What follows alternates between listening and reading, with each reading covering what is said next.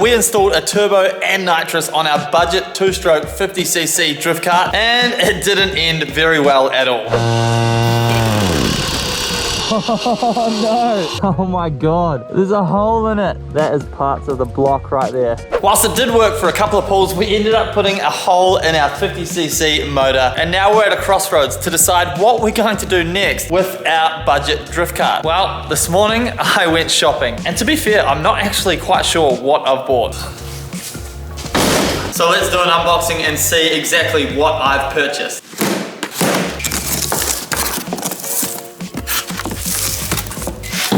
Kickstarter, shifter, something wrapped in Chinese newspaper. Look at that, holy crap, that's a beast of an engine.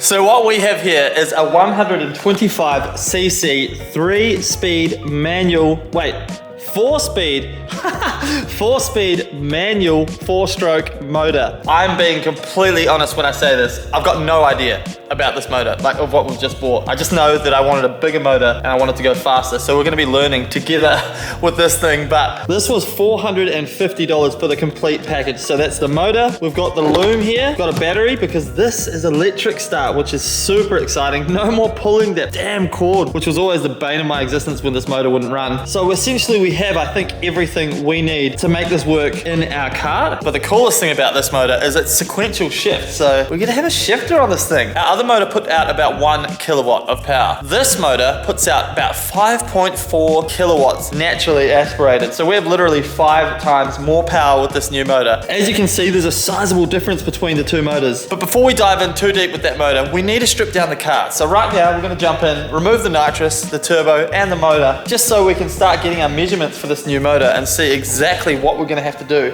to fit the new motor in the chassis. But this is gonna be an absolutely wild swap. Let's get to work stripping down our kart.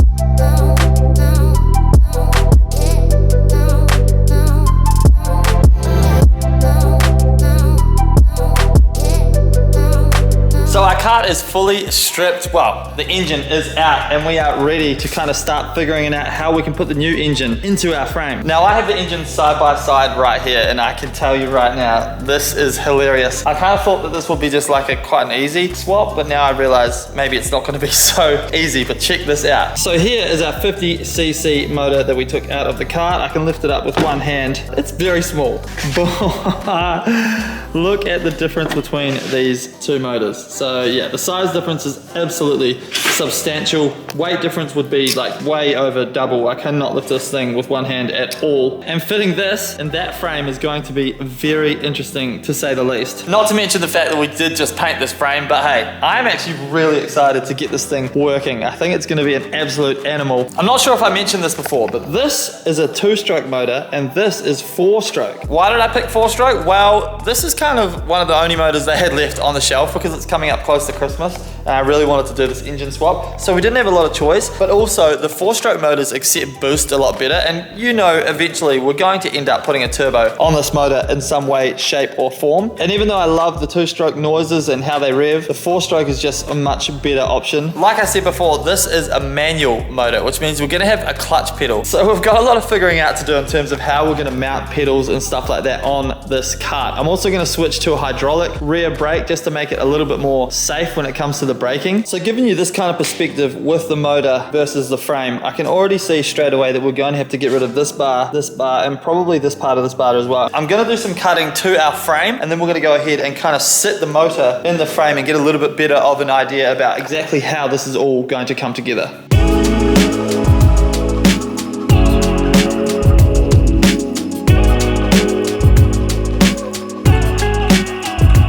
Well, there's no turning back now. Holy crap.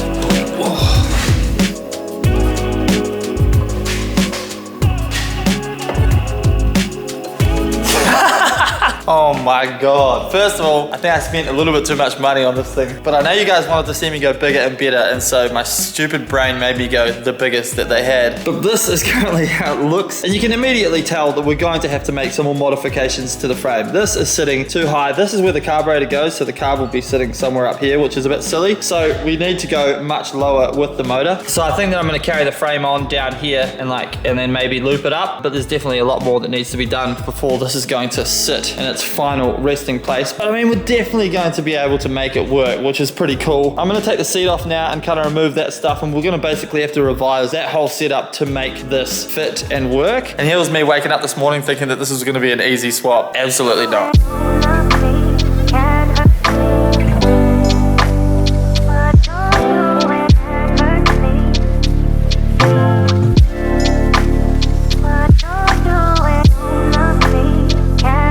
So after a bit of cutting and revising and repositioning, I've got the engine sitting approximately where I'd like it within the chassis. I think I got a little bit further backwards with it, but for the most part, the height is fairly right. It might even sit slightly lower. As you can see, we're using blocks of wood at the moment just to position it all. So we've got the motor kind of somewhat where we think it's going to fit in the chassis. So I went shopping this morning. I bought some 19mm steel bars so that we can go ahead and start fabricating the chassis. There are a couple of things we need to take into account here. Obviously, this motor has a lot more power and a lot more torque, so we have to make sure the chassis is up to the task. These chassis are made out of quite brittle, thin metal, of course, because they're made for a 50cc motor, and when you start putting them through their paces, I have noticed that they do start to crack at the welds and stuff like that, so you really have to keep an eye on it. With that in mind, we're going to make sure that we give the chassis as much strength as possible whilst building it. First thing we're going to do is I'm going to actually cut this bar off here, and we're going to replace the bar completely with the idea of having it run along and then having a nice bend up as far back as possible here so that we can have the motor sit back as far as possible. So let's go ahead, do some cutting, some bending, a little bit of welding, and get the chassis back to one piece.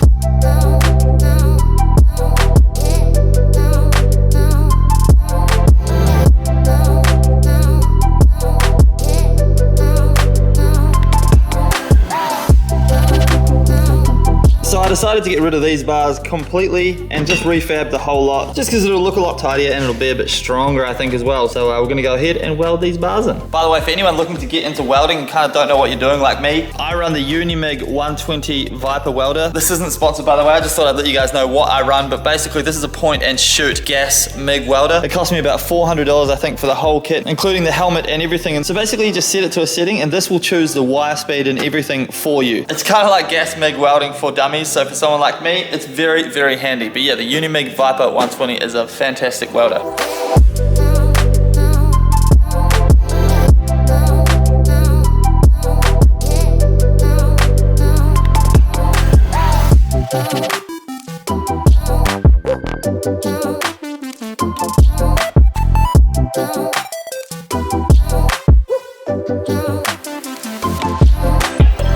Alright, so we have our first bars tacked in, and now we're getting into the really important stuff, and that is welding the bars between the front and the back of the frame. So this is where I have to take my tiny peanut brain and make it do maths to make sure that we absolutely nail this. Because if we get any of these measurements off, basically the car will crab walk along the road and not drive straight, which will be absolutely terrible, especially with this newfound power that we're going to have with our new motor. So what I've done here is I've marked center all the way down the table. That is the line that we're going to use to make sure that the front and the back of the cart are actually straight and in line. Then I've marked center on our back axle here, and I'm using a square. It's a pretty basic setup, but I'm using a square just to make sure that that is bang on the center line. So I set the square perfectly on the center line, and then I make sure that it's lined up here. And I've done the exact same with the front part of the frame as well. So the front here is skinnier and the back is wider, which means that we're gonna have to have a bend going outwards in the bars, and we're also gonna have to have a bend going upwards because these sit up here. So I do have to do a little bit of bending. I do not have a pipe bender here in the shop that's appropriate for our 19mm tube, so we're gonna kind of wing it. I've got a little bit of a jiggy setup that we are gonna use to bend the pipe. Once that's done, then our frame's back together and we can start sorting the engine out. Let's go.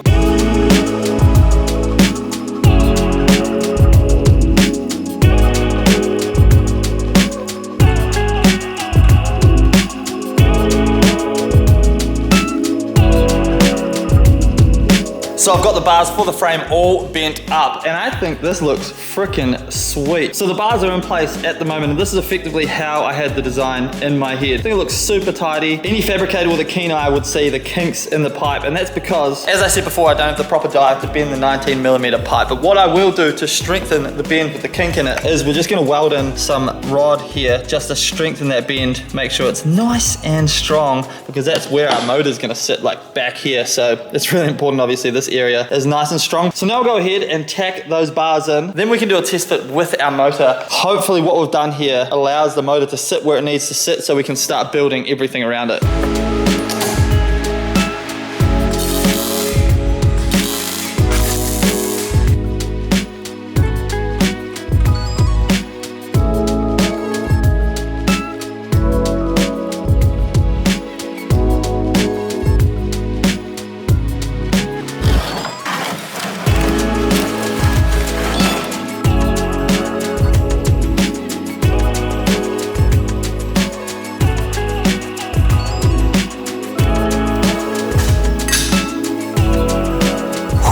It is hot in here. Hell yeah. So our frame is looking awesome. Look at that. All tacked together. Stoked with that. I didn't weld these reinforcement rods in just yet because we have our engine plate here. So I'm gonna test fit the motor and see kind of where it's gonna sit, because I don't want these to get in the way. Obviously, if we want our engine plate to kind of go back further or forward further, and then that'll get welded on, then obviously we can weld our reinforcements in later. If you're a fabricator and you have any advice, feel free to jump in the comments and let me know. I am all ears. But let's give the motor a quick test fit.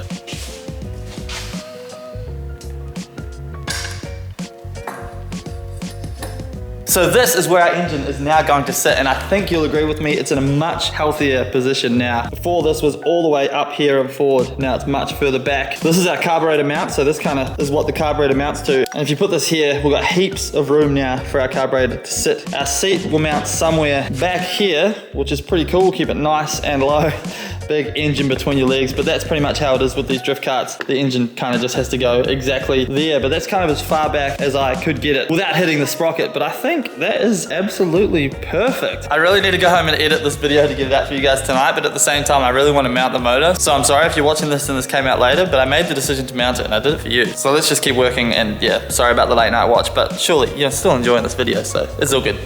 We're gonna zip the back corners off this plate right here so that we have the ability to slide this plate backwards further without it kind of hitting the back. Now apparently these motors need to be installed level. So what we're gonna do is I'm gonna make sure this mount is nice and level when we weld it in. So we might have to put some packers under the front here of the frame because it kind of bends up here the way that we bent it. And then what I'm gonna use up top is adjusters so that basically we can adjust the tension on here to make sure that it's all good. And then the tension of the chain will be adjusted by these back here, just like it was on the last cart. So these are slotted, and then you just do these up tighter or looser to kind of tension the chain. That's the thought process anyway. So let's go ahead, drill some holes in this plate, and then we'll be able to weld it on. So much to think about. Even though it's a cart, you still have to do everything properly, so.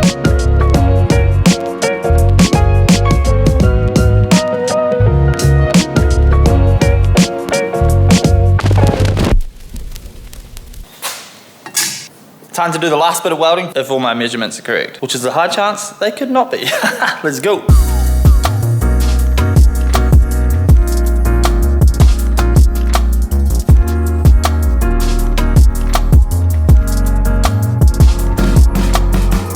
Come on, please fit.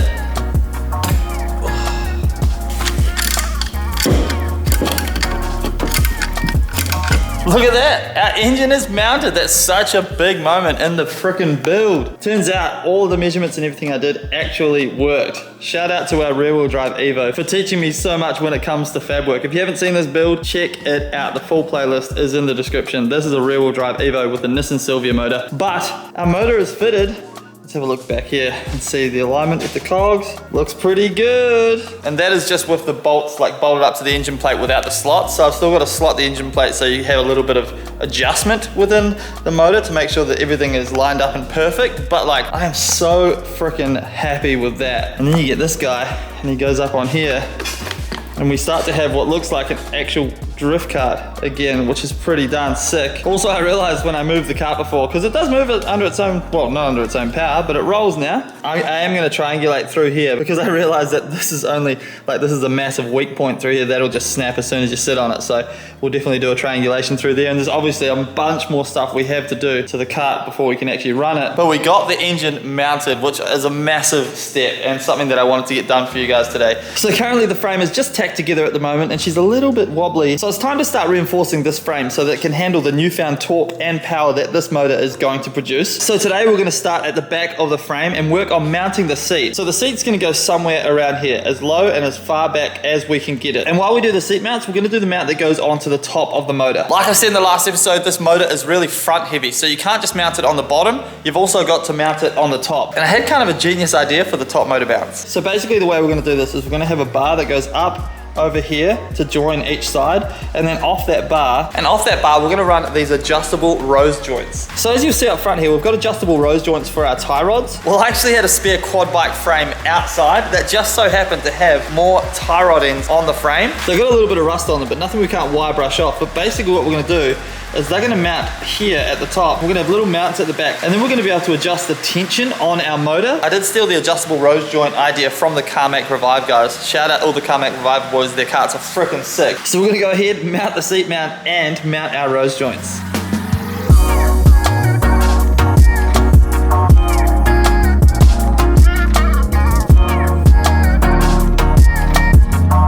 So the metal that I'm using for the seat mount is actually the handlebars from the spare quad that we had outside. Just so happens, cut them off, turn it upside down, and it fits perfectly right here. A little rusty, but a little bit of a wire brush.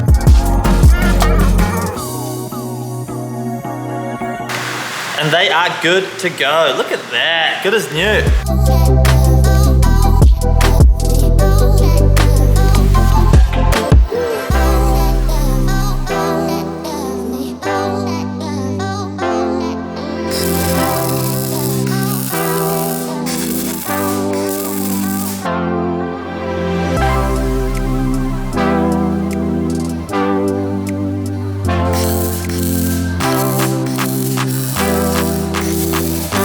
So we're making really good progress on the seat mounts, and if you're wondering why I'm wearing this scientist outfit, it's because when you weld, it puts off like UV rays, I guess it is, and it gives you sunburn on your arms. So I wear this so that I don't get burnt. Woz over here just informed me it's called welding flash. It is not fun. It's basically sunburn, and it sucks. So now we're on to the part where we mount the rose joints. So here they are here, and as you can see, they're a little bit long. So we're gonna pull them apart, and we're gonna shorten them up so we actually have some adjustment in them. Then we're gonna weld a tab onto here, and it all just bolts up super simply. It's definitely not rocket science, this part, but I think it's going to be a fairly cool wee setup. So also all the welds on the chassis are obviously just tack welds for the most part at the moment, so do not stress. It's going to get fully welded once we're happy with the whole setup and we know that everything works. We'll do the final weld, and then obviously we have to paint the frame as well, so still a long way to go.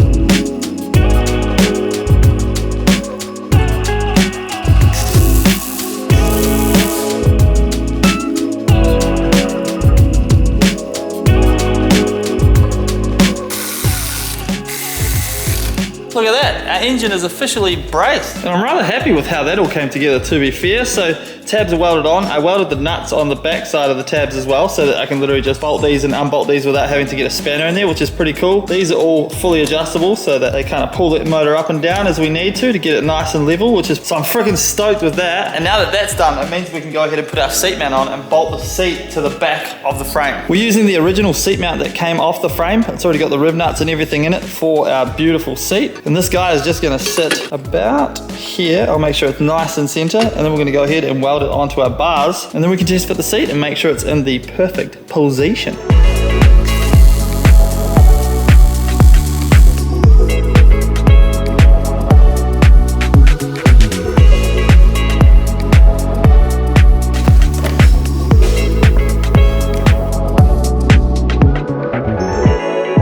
So I was about to say how awesome this looks with the seat and everything on, but I've made quite a large mistake with everything that I've been doing, and maybe the fabricators with a keen eye would already have spotted this. But it looks great from here, seat's on, like it actually looks wicked, and I'm super happy with it. But then I come around the back here, and me and Woz look down the back, and the chain has to go through here, and I realized that I've literally put metal right in the way of where the chain needs to go to the other sprocket, so that's a bit of a doozy. But hey, mistakes happen. That's what happens when you're building stuff like this, especially if you're me. It is normal to make mistakes, and it's fine to make mistakes, and I can rectify that pretty darn easily. I'll obviously just have to cut this bit of metal out and then 90 down here and give it a little bit more space for the chain, but I just think that's hilarious. That's just part of the process when you're doing stuff like this, so I'll definitely take care of that. And now guess what? We have to tear the whole thing down again. We've got to take the motor out so I can do all the final welds on that stuff, but we've also got to start reinforcing the rest of the chassis. So quickly now, I'm going to weld in some bars that go here to reinforce this part. Then we're going to pull the motor out and start assessing how we're going to actually make this thing strong enough to put up with the power of this 125cc motor. What an idiot.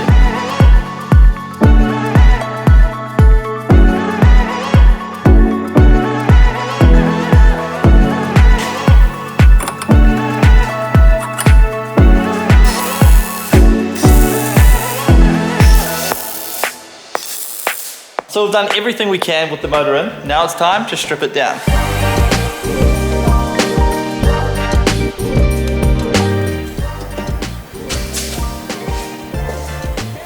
I absolutely love how easy it is to strip these things down. It literally took like 5 minutes. And we now have a bare naked shell. This thing is starting to look freaking really cool. But the main thing we need to focus on next is the center section right here. So here I have some box tube, and we're gonna weld this into our frame. My plan is to add some cross sections and straight section to strengthen up the kinks that we have in our tube. By the way, thank you to everyone who gave me advice on how to bend tube without kinking it. I wish I knew that beforehand, but at least I'm learning, and I'll use that knowledge moving forward. I've also got some thick steel plate right here that we're going to cut up to triangulate these pieces here to add strength so that this doesn't fall apart when we're zooming down the street. So it is that time again. Let's get cutting and welding.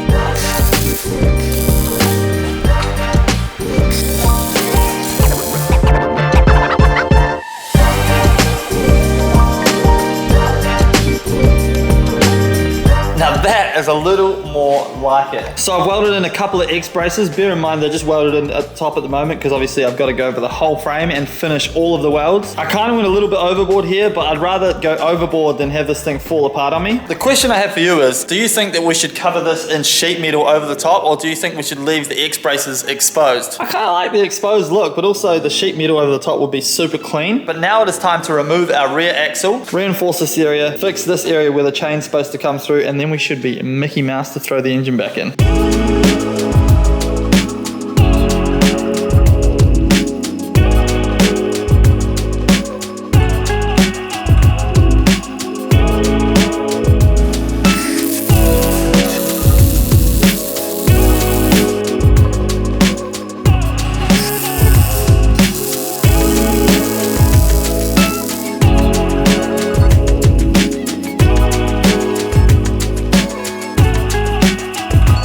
Has been putting in work. The rear end is now reinforced, so welded a big thick boy plate up here on each side up front, and then also welded in brackets down the back here so that kind of triangulate to this area so that there's heaps of strength through that now. Did the same on both sides. I also fixed this area. So I cut the part that was blocking the chain out and put another 90 in here. Now we should have heaps of clearance for our chain sprocket, which is freaking sweet. But we're already running out of time today. I am on a freaking time crunch. So I'm gonna put the rear axle back in, and we're gonna put the engine in. I'm gonna see if I can start it. I am not well versed with this engine or the loom or anything, so there might be a little bit of mucking around here and there to try and get it all plugged in and kind of figure out how it goes. So less talking, more working. Let's throw the rear axle back in. We've got to get this thing started. Come on, let's go.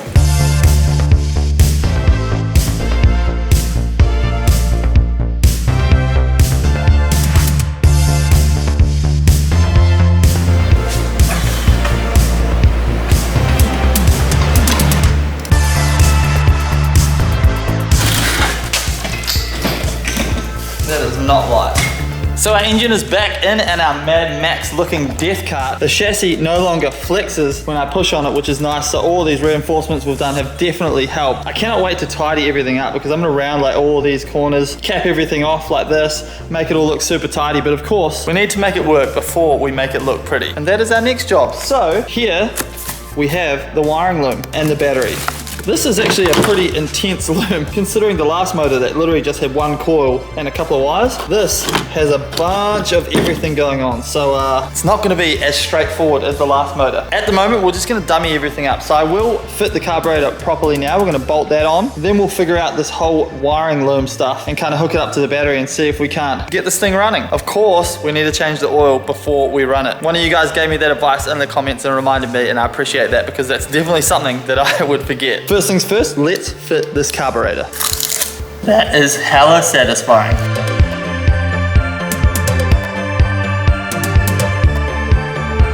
The carburetor comes with a little plastic adapter, O-ring here, that goes on here, then there's an O-ring on the back, and it simply bolts up right here.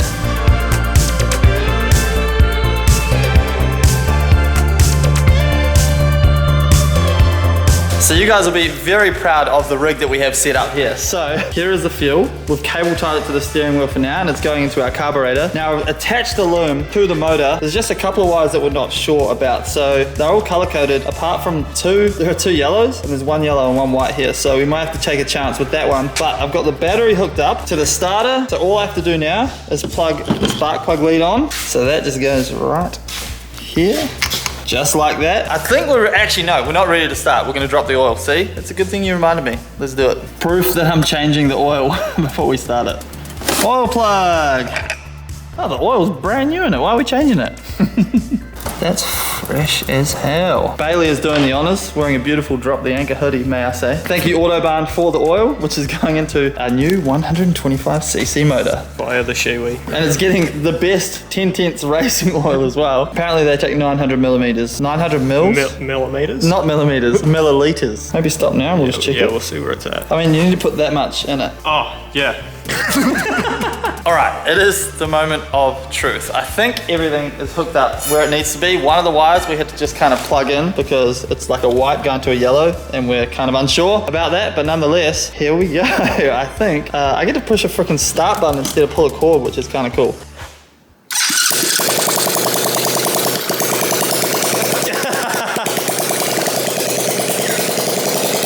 What is that noise? I need to hook up a throttle cable because I have no way of actually pulling the throttle at the moment. That is so funny. That sounds absolutely ridiculous considering it doesn't even have an exhaust on it at the moment. All right, take 2 of starting our motor for the first time because now we have a throttle hooked up. So I can effectively just push this guy and it should go. Ready?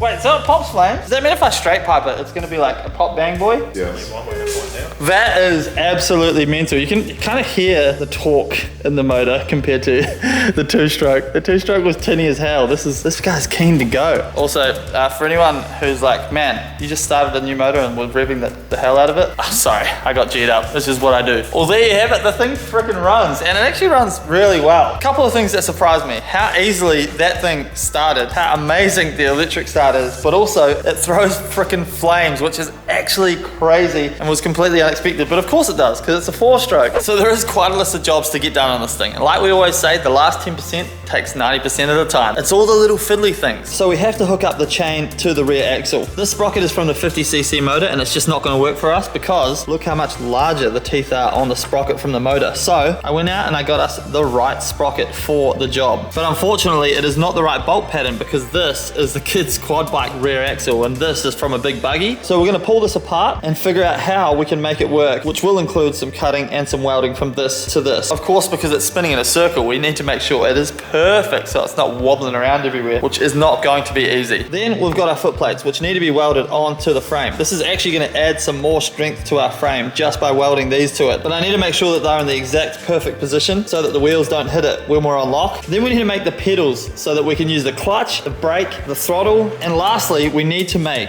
a shift lever. Just quietly, that is one of the things that I'm most looking forward to out of anything. Shifting through the gears on this thing is gonna be so damn fun with the sequential frickin' it's gonna be so good. First job we're gonna do is we're gonna weld these foot plates onto the frame. Let's get to frickin' work.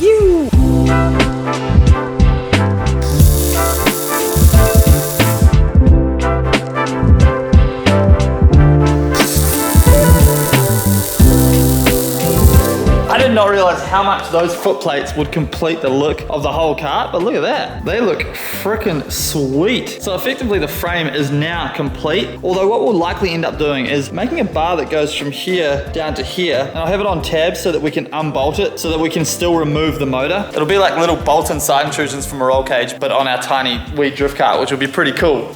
Look how low this thing is, by the way. I might have gone a little bit too far with it, so hopefully we don't get too much flex when we're sitting on it, but it looks awesome. So next job on the list, we're gonna tackle the chain and the chain sprocket. They call this biting the head off the frog. It's doing the job that you least want to do straight away just to get it out of the way. This is the job I least want to do, so we're gonna bite the head off the frog right now. Let's pull the rear axle out, pull this sprocket off, and make this frickin' thing happen. I just found these twin tips in our scrap bin. Imagine that. Hell yes. You know we're doing blast pipes. That is gonna be so good. All right, enough getting distracted. Let's actually do the axle now.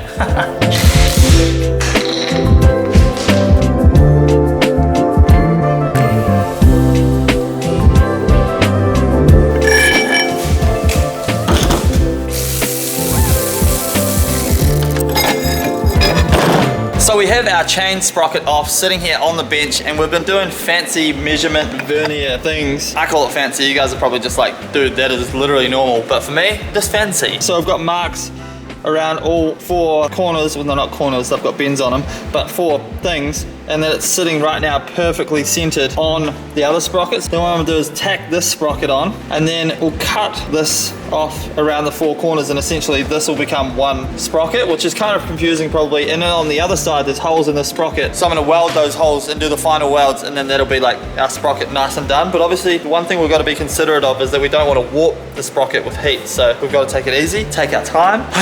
It's maths and it's thinking, and it hurts my tiny little peanut brain, but we are getting there. So let's go ahead, grind this down, and then these two should just fit together beautifully. Then we can sort out our chain, and technically then we'll have drive to the rear wheels, which is actually pretty exciting. So the way that we check whether this is perfectly center, slip it back over, set it nicely on the lip right here, and then we get a ruler, we measure from the center out to the outside here. We check this, so this is 75 mil to the tooth, perfect. We rotate it some, 75 mil to the tooth, perfect. It's the same the whole way around. Not bad. That's crazy. Not bad for Mikey. That's pretty good.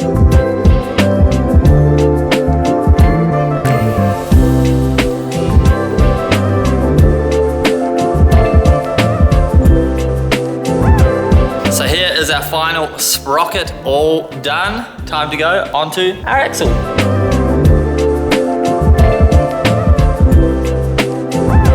Booyah, our rear axle is all finished, and now we're on to fitting the chain. So our chain is far too long. I bought this brand new. Luckily, we can shorten it. So it's got a removable link that we've removed right here. We're now marking the length with a bit of slack because this has the ability to pull back with these slots here. So tension up the chain. Oof, look at that, that's crazy. So now we're gonna mark it here, remove that link. You gotta punch that. So you punch it out with our SP Tools punch. Shout out SP Tools. And then we're gonna have the correct length chain, and then we'll have drive to the rear wheels. So good.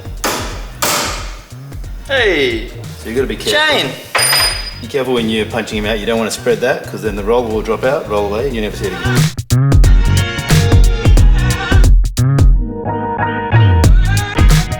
So we officially have drive on the death cart. Check that out. How freaking good. So sick. That was the one big hurdle I think that was gonna stop us from officially driving this thing before Christmas. I'm very confident now that we can get that done. Now that we have drive to our rear wheels. The next thing I wanna do is make our new clutch pedal. Now the clutch is gonna be a little more complicated to figure out. So here's the clutch cable, hooks up right here. It's gonna go over the top, but then we're gonna go underneath and it's gonna pop up because of the way that we have to make our pedal so that it actually pulls the cable. So it's gonna be kind of complicated. What I'm gonna do is whip off this plate and start to devise a plan on how we're gonna do the pedal. But we're gonna have to make it from scratch, which is gonna be the hardest thing. But I do have an idea up here of how we're gonna do it. So let's get to work.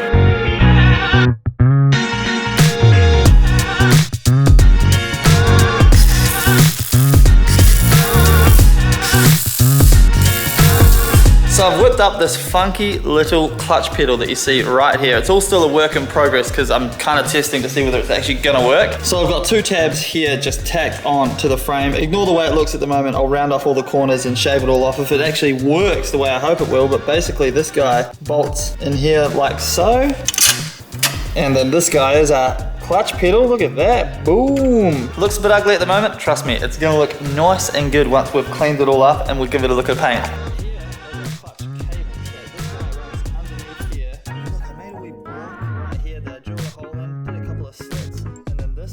Sits inside here, ready?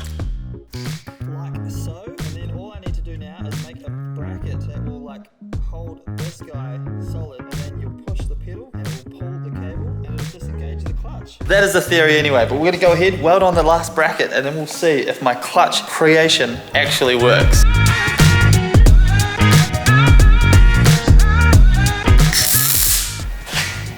Hey! So the mad scientist things worked and we officially have a clutch.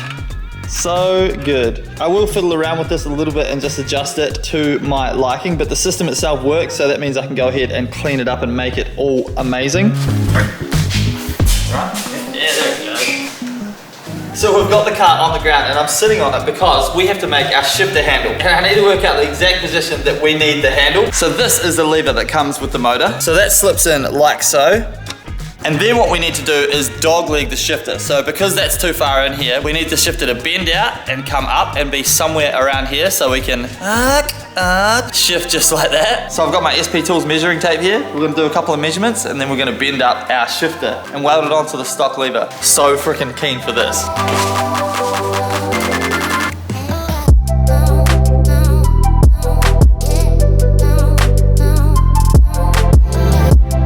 Alright, your boy's using the pipe bender. Try not to get any kinks in our pipe with this one.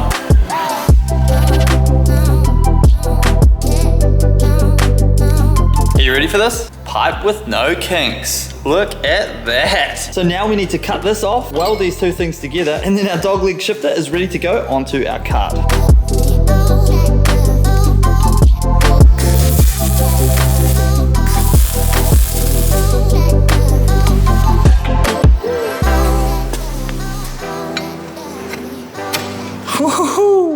Look at that. That is so freaking cool. But there's one more little finishing touch I think that'll just make it look even better.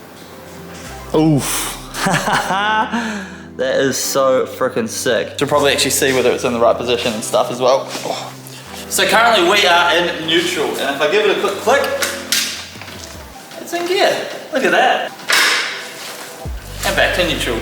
That's crazy. So our drift cart officially has a shifter on it and it looks freaking sweet and it's functional, which is amazing. Now we're gonna move straight on to the next job, and that is making some bars that go from the front here to the back so that we don't have any flicks in the frame, because that freaks me out. So one of the bars on one side are gonna weld it, and on the other side we're gonna make it bolt in. That means we can actually remove the engine if we ever need to. So let's get cutting and welding.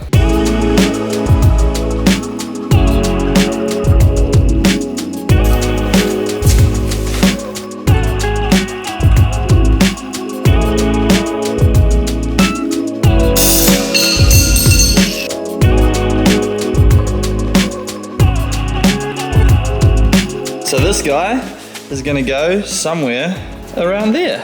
Doesn't actually look too bad at all. Next up, we need to make the tabs that weld onto this and the frame. So this is removable. Kind of fancy fab work we're doing. Fancy for me anyway. So we've got our tabs here that are gonna weld to the chassis. And what we're gonna do, we're gonna weld nuts to these just like so. These are welded to the chassis. Then 2 tabs will weld to our removable bar. Then we simply unbolt it and bolt it with these bolts.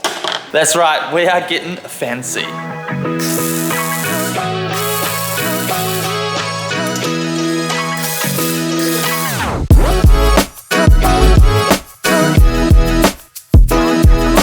Let's go, the bar's gonna.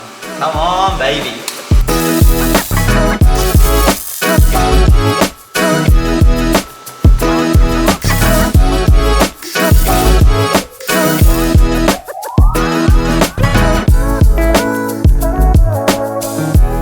So I actually didn't want to put these bars on because I didn't want the cart to look worse. Like I was really happy with the way it looked, but it definitely needed them for the structural integrity of the cart. But we've accidentally made this cart look so much tougher now with these new bars installed. Check that out. They look so freaking cool. I'm actually really happy with the work we've done here. Look at that.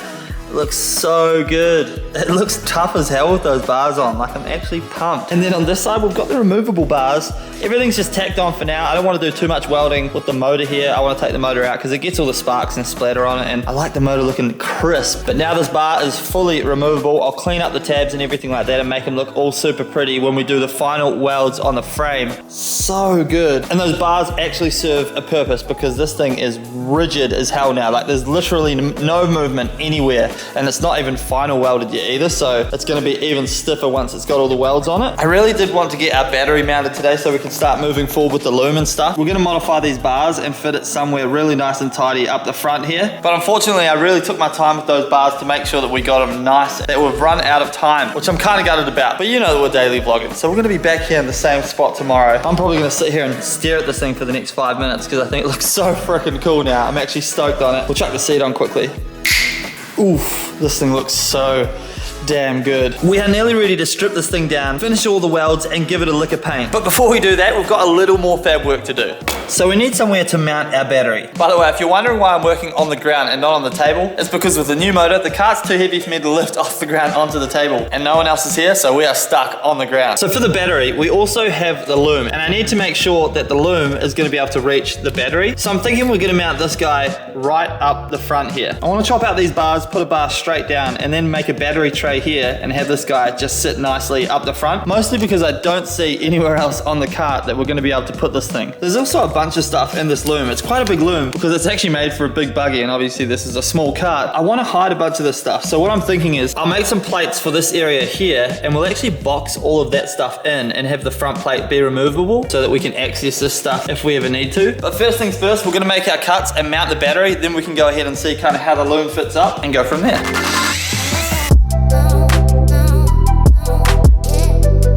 So this guy's gonna go somewhere here. Look at that.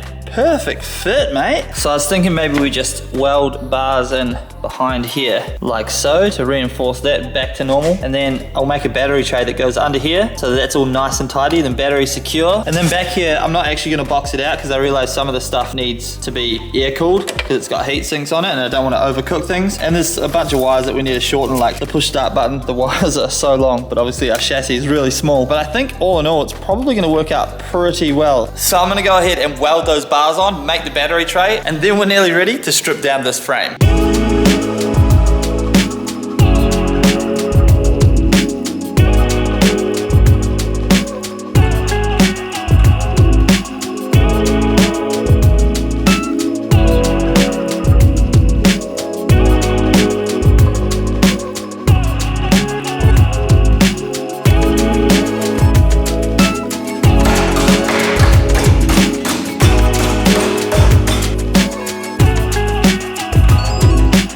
So this and this, battery tray, sick.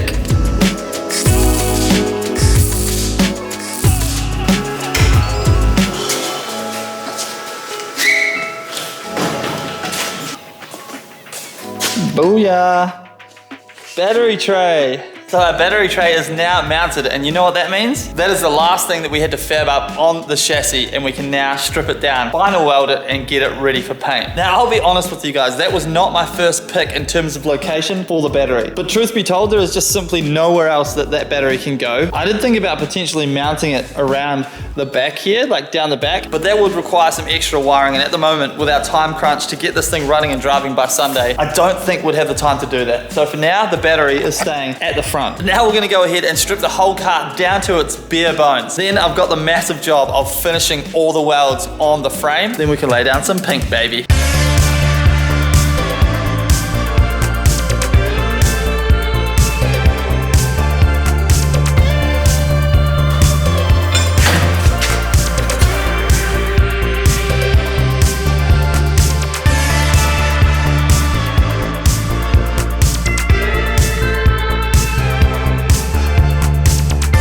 And just like that, she is a bare bones frame. Look at what we have created. It looks so freaking cool with nothing in it. Actually, just for reference, here's what the frame looked like just after we finished painting it for the 50cc motor. So as you can see, it is definitely a lot different. We've added a lot more strength into this thing to cope with the 125cc motor. But now your boy has the grueling task of going ahead and just welding this whole thing and finishing it off once and for all. It's hot in here, so wish me luck.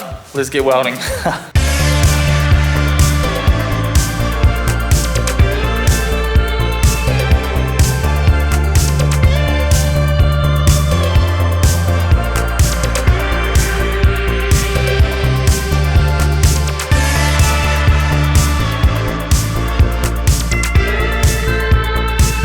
Well, I'm not gonna sugarcoat that. That wasn't the most fun in the world, but the end result is definitely worth it because our frame is officially welded together, and I am freaking so happy that that's all done. But now it's time for the real transformation. Laying some paint.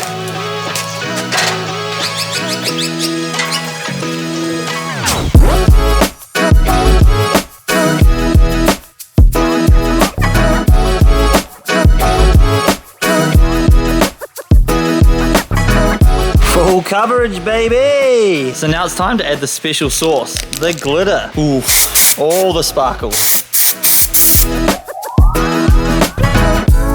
I did not hold back on the sparkle. I literally just used a whole can on this thing. It is so freaking sparkly. So last but not least, we need to apply the clear coat. This is what makes the glitter stand out even more and the whole thing just pop. But it's kind of boring to watch, so we're just gonna use YouTube magic for this one. 3, 2, 1. And just like that, our frame is officially painted. I'm not sure if you guys can see that sparkle on camera, but it is absolutely ridiculous. We've definitely gone overboard with this thing, but hey, it's nice to be fancy. After all the time and effort we've put into this thing, it is finally time for the final assembly. Before we put anything else on the frame, it is definitely the best to do the loom first so I can shorten everything up, mount everything where it needs to be. Then we can put the engine and everything else in, and it should look super tidy.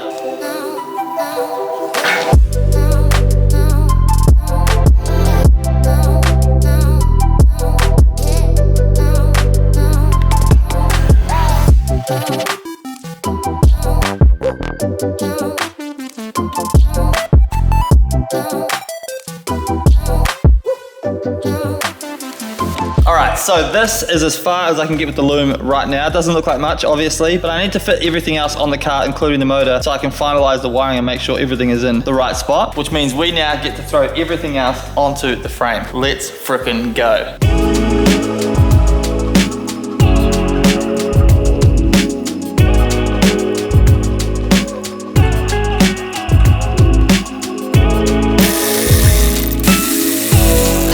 Removable bar, baby, how good. And now it is time for our motor to go into the frame for the final time.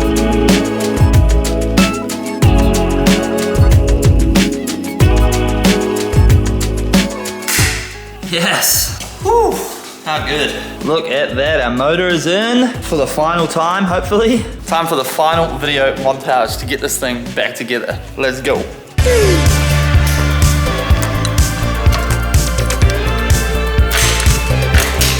So sick.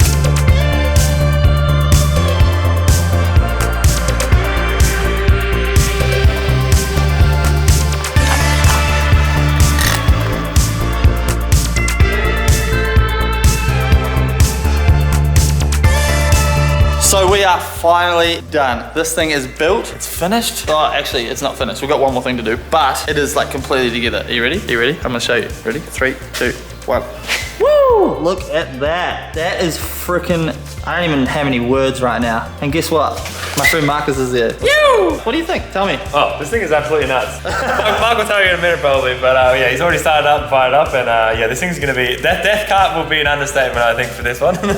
Yeah, he let the cat out of the bag. Of course, I had to press that start button, and I may have clicked it into gear, and I may have immediately driven straight into this door right here because I forgot about the clutch situation. This is just beyond what I thought we were gonna end up with when we threw this together. There's still a little bit of a mess of like wiring stuff down here that we've just cable tied for now, but it's all about making sure that everything actually works first. But I think maybe we could press the start button actually right now and see. You ready for this?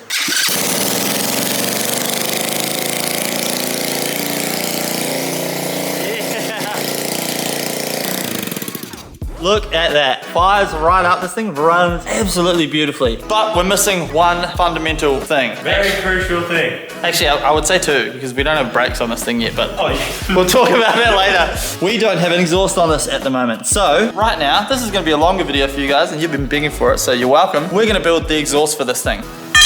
So we have our pipe right here, and as you can see, is dead straight. So we're gonna have to do some bending. The exhaust comes out right here, out of the engine. We'll move this cable, and I'm gonna go straight down here, down the side, underneath, and we're gonna go out the back. And of course, we're doing twin blast pipes. I'm so freaking pumped. I can't wait to hear what this thing sounds like. And we're gonna get right to work. But before we get to work, Marcus has a YouTube channel. He's trying to get to 1,000 subscribers. How many have you got? I've got 830 at the moment, mate. 830. So we're all gonna band together, me and you. Go subscribe to Marcus. The link is in the comments. It's the pinned comment. Subscribe to Marcus. You want to see some sick drifting footage, and hopefully some builds next year. Yeah, this dude is an absolutely mental drifter. Has an S13 drift car, K70 drift car, a bunch of other cars. Go show him some love, you know? Yoo! Share the love with the mates, but let's build this frickin' exhaust.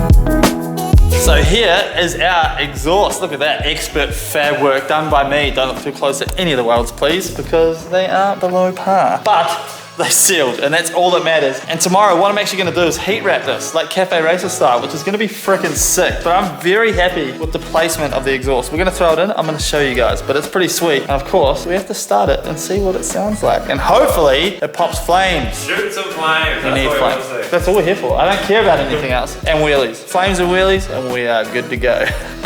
Goes under here. Yay! Up here.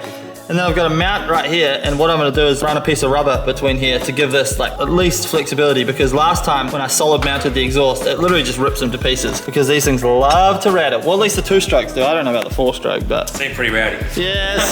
Rattle something. Agree, yeah. So we're just gonna assume that it's gonna rattle itself to pieces. So this is so friggin' exciting. Sound good, please. Boom. We have exhaust. She runs down the side here, and out the back. Look at that. Looks good. It looked good. Looks sweet. The question on everyone's lips, including mine, is what does it sound like? All right, start button.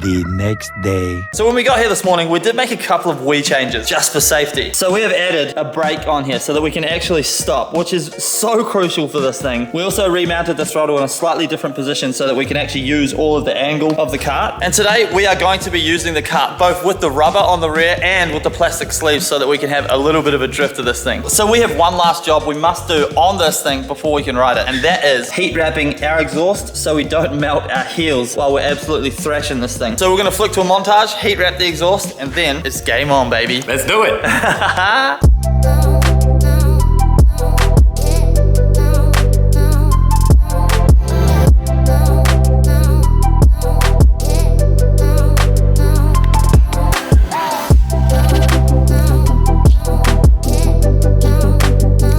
So the exhaust is all done. Look at that. Beautifully heat wrapped, so now our heel's all protected from that hot exhaust. This thing actually gets surprisingly hot, but how good does that all look? We've done so freaking well. So happy with that. And guess what? That's it. That is the final job done. The culmination of all of our hard work. We get to test it out right now. I'm actually a little bit nervous.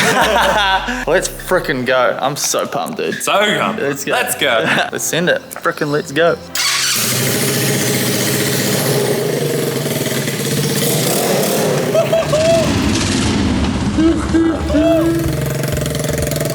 That is crazy. Oh my god. It wheelies. I'm gonna put my helmet on. That's probably a good idea. All right, we got the helmet on this time.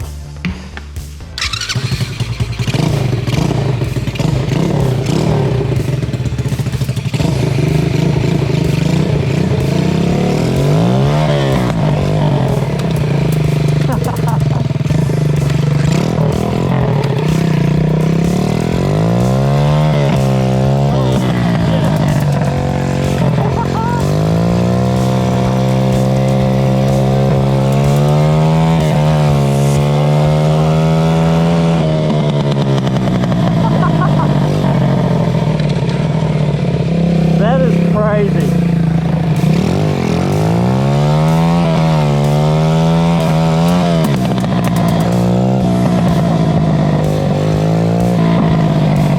Oh. Oh my god, shit. Oh my god, that is so good, dude. Oh, the fuel thing is turning the switch off. Like the pipe keeps hitting the switch and turning it off. I actually love this thing, man. I love how it looks. It's so good. It could not have turned out cooler. I know. Legit. Take two. Take two.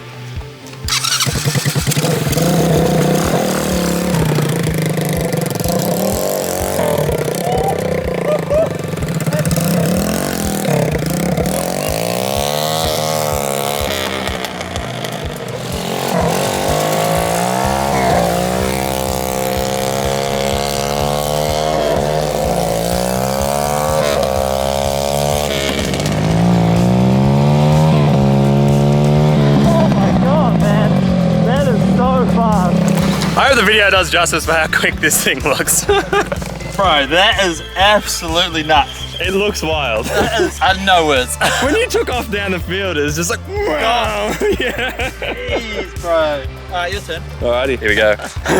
So the thing about Marcus is he's an absolute madman. So I have fear. Like I actually care. I have rational thinking. He does not. So this is going to be fun to watch.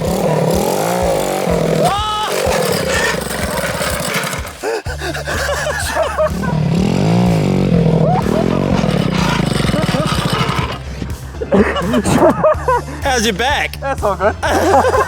Oh my god.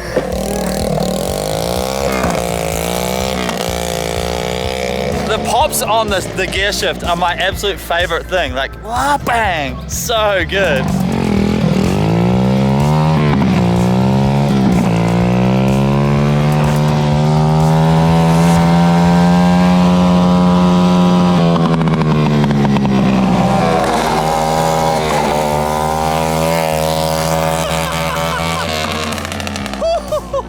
Here he comes, round the final corner.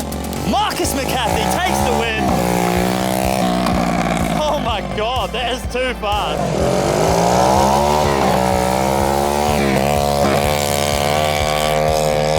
Jesus Christ. I don't know if it's coming across on camera or not, but this thing is just mind-blowing.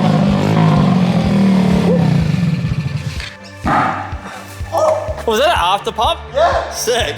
Jeez, you were feeding That was too much fun. I know. Holy crap. All right, it's time to put the plastic sleeves on and go drifting. Oh, I'm so keen for this. All right. That way.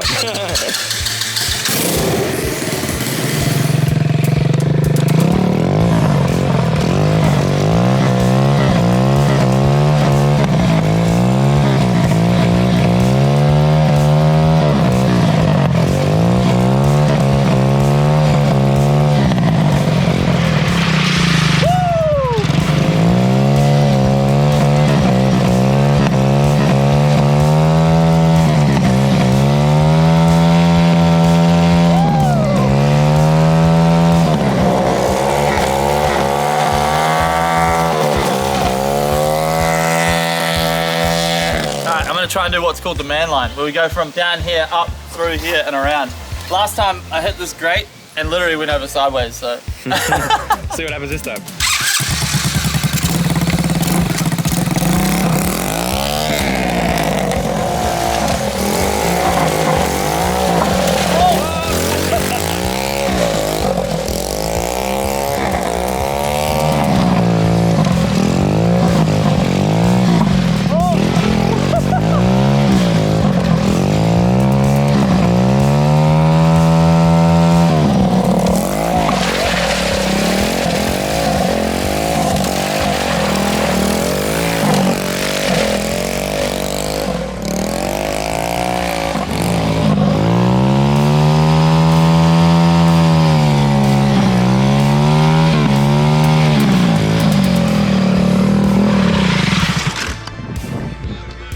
So good.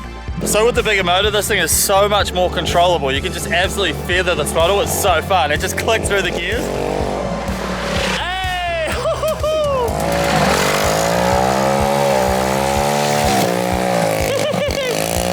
know, it's so good.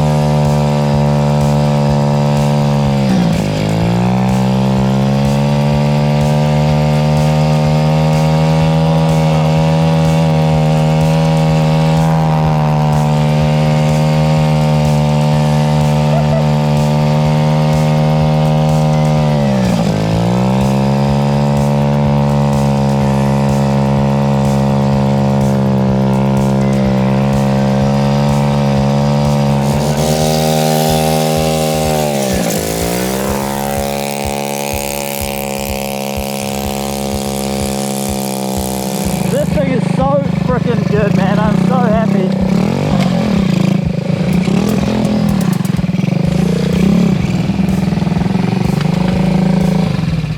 Just for you guys, we have to try and do a skin this thing. Merry Christmas to you all. What do you reckon, Sid? I reckon Dad for sure.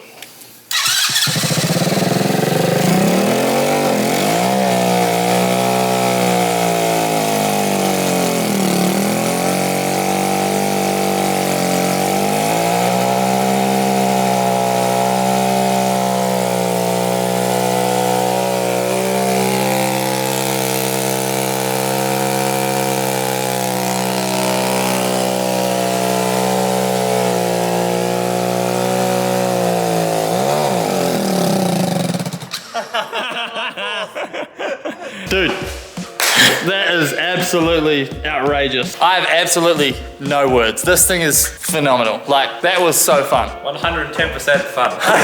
But honestly, thank you guys so much for watching the videos. I've read your comments and I'm on board. We're gonna put a turbo on it. Thank you guys. Peace. This thing, if you're thinking about building one, do it because it's actually insane. Bye. Bye.